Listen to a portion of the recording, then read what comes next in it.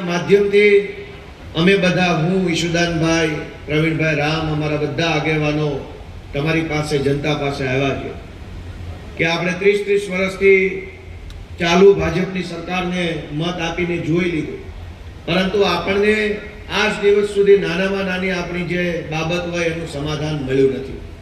અને આવનારી ચૂંટણીમાં આમ આદમી પાર્ટીને તમારા આશીર્વાદ મળે તો કેવડું મોટું કામ થઈ શકે તેમ છે એ બાબતની વાત માનનીય ઈશુદાનભાઈએ કરી.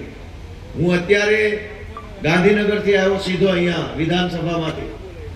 છેલ્લા 1 મહિનાથી વિધાનસભાનું સત્ર ચાલુ હતું.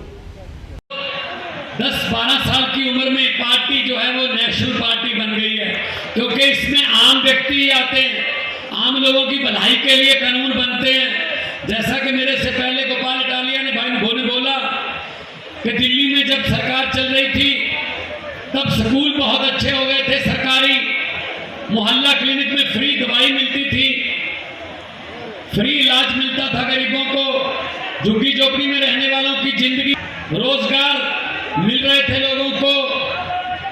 उसके बाद बीजेपी की सरकार आ गई, सब कुछ बंद कर दिया भाई, सब